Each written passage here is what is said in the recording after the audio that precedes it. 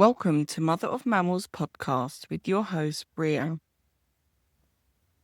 My toddler has just fallen asleep, and it's been a difficult afternoon. For the past few months, things, from my point of view, feel slightly hard.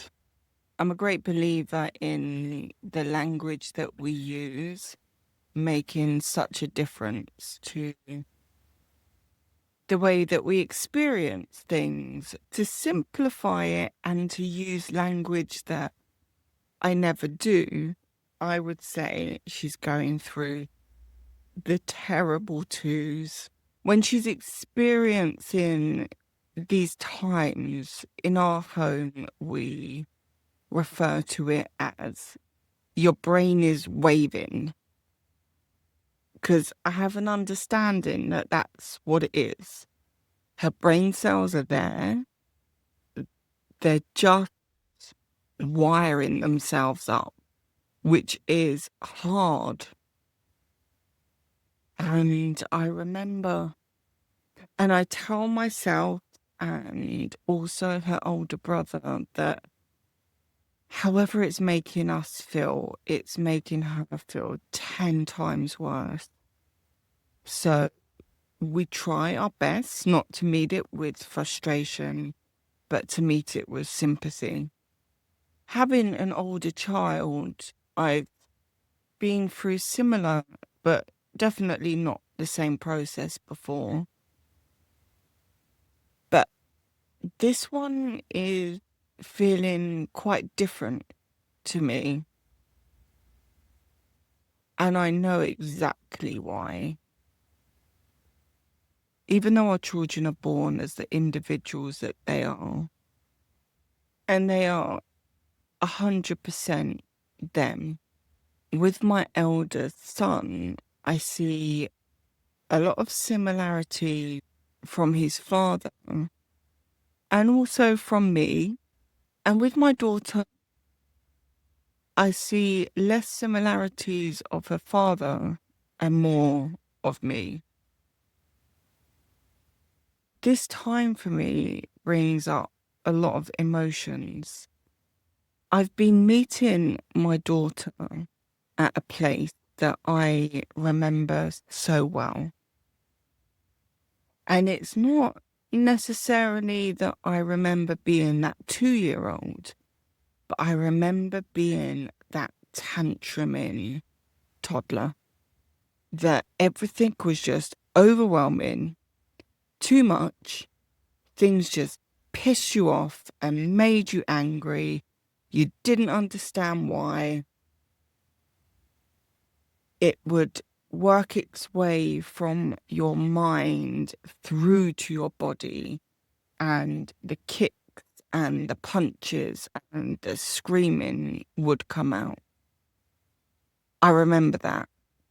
And the majority of the memory that I brought forward into life was how my mother reacted to me. And I suppose today this podcast is me thinking about how it is when you meet your child at the point that you remember that for yourself. And I think more in a negative way than a positive. I have positive memories. I remember those moments of being cuddled and snuggling down at quite a young age. It's more the negative experiences that really stuck with me. And I think this actually makes such a difference in the way that I choose to very consciously parent. I remember when I was having those tantrums that all I wanted was to be held, to be made to feel safe and secure, but also at the same time to be left alone and not touched. Like, it's just a no-win situation. And I guess my mum would have tried to deal with it, but from what I remember, very quickly being short-tempered and fed up with me. I think the way a lot of people parent and the expectations that the world has regarding children is that as soon as they stop becoming this kind of cute little ball of baby, suddenly a load of adult expectations are put upon them. When they're acting a certain way, the adults around them treat them as if they're a fully grown adult. You know, whether it's you're being selfish, you're being difficult, just, I think people could be quite unpleasant. And I tell myself, because not only do I parent with instinct, I listen to people that I respect. And so I have other information that I have learned, and the connection of the brain cells and the development. I'm able to tell myself what my daughter is going through is not just normal, it's actually a requirement for her to develop the way she needs to develop. So as hard as it can be, it's actually a good thing. She's growing. And of course, this being the second time round, I know it doesn't last forever and we will come out the other end. But it doesn't mean that it's not hard. And it can bring up all these thoughts for me about my relationship with my own mother and how these toddler years are so important for your relationship with the people that are your caregivers. There was an emotional rejection for me as that toddler. And that then continued in our relationship with my caregiver. We're not emotionally close at all. So when dealing with my daughter, there are the odd occasions that I do have to just step away and take a few minutes breath, but the majority of the time I make sure that I stay there and I see her through this, for her to know that I am by her side and react to whatever she is needing. Put my hand out to touch her, to comfort her. And when she pushes it away, that's okay. I can just sit. But I'm close. I'm near you. We will get through this. And we do. And then seconds later, it's hugs and kisses and laughter. And I can tell that the closeness is still there for us. But it's weird parenting to the person who you once was and being able to fit whatever you felt you didn't get. It's a really nice feeling. But I think it's such a turning point in your life, in parenthood, and also just for who you are as an individual. Now, I know that my feelings, and I think it is good to acknowledge that this is what's going on. There are so many different ways this can affect us as a family. I think going through this process with my daughter, it's made me think about other things within our family. And when I say my family, I refer to me and my children and their father. But this stage of remembering, this parenting at a time where you can remember, has happened to us before as a family. And that wasn't a very positive experience. Now, I don't have any permission or right to discuss things about my children's father's childhood, but I feel that within our family, when our son got to the point that his father remembered strongly, we started to have a change in our relationship. And looking back, my opinion about what was happening was that our son was growing and he was getting older and his needs were changing. And us as parents were meeting his needs. But me, as a mother, meeting my son's need brought up a whole load of emotions that my partner had about his needs not being met at that age. The same as what I am now feeling with my daughter. But this caused relationship problems because I felt like he went into a childlike state with me, and I felt that there was a turning point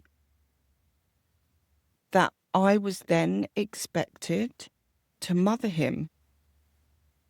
I think he was experiencing within our family what it was like to have a mother when you needed the mother in certain ways that he didn't get. I talk to a lot of my friends who have children with especially male partners, and there seems to be a lot of ongoing issues with that man expecting you to mother him, which is it really does not work for me. It doesn't. I kind of found myself thinking and saying at the time, I can't be your mother and your lover. This is causing major relationship problems between us. Mother of Mammals podcast is sponsored by her sister company, Citizen of the World ABC. I've designed a set of beautifully illustrated alphabet cards. Here at Mother of Mammals and Citizen of the World ABC, I believe to have a true understanding of the world around us, we need to be seeing links. For example, to discuss climate change is to discuss xenophobia, capitalism, natives, propaganda, education, questioning, history, justice, activism, voting, war, diversity, trees, immigration, and so on. Purposely printed as cards so each subject can be placed side by side. These are thought-provoking alphabet cards suitable for all ages, so the levels of conversation can be age or stage appropriate. You can purchase a pack from citizenoftheworldabc.com. You'll find the details in the episode notes. So I think, to sum it up, that point in parenting, which can come at any stage, which is personal to you and your history of being that child, and the here and now of being the parent, makes me realize how important it is to sort your shit out and sort your trauma and your wounds out as you go along in life, because I think this might be a prime example of not really understanding that they're there in the first place until it comes up. And it can be like a really hard time to deal with stuff when you've got all this emotional stuff going on around you. But my true belief is there's no other positive option. You can't just brush things under the carpet. They won't go away. And they'll probably mean that you end up repeating the patterns that you had such a problem with. So right now, I make sure that I take time every single day to remind myself of the process that my daughter is going through, that it's a positive thing because she is growing in the way that she needs to grow. It won't last forever and will come out the other end. But these are the testing times in parenthood that I feel like when we get out the other end, it will make us stronger and make our bond stronger. And hopefully for us to have the relationship, that close relationship that I desperately want us to be able to have. For me to be that parent to both of my children, that not because I sit them down and tell them so, but for them to know that I'm there, I'm a safe space, I can be trusted. You can be the different sides that you need to be around me, and I'm still there. That's my hope for my relationship with my children. And I do feel that these trying times are what pushes us in that direction. So maybe there's some food for thought in this episode for you, and whatever personal experiences that you've had. And I think actually you don't have to have children to have these thoughts and these feelings. It's still worth thinking through how you felt as a child at times where you didn't feel particularly safe or happy and looked after.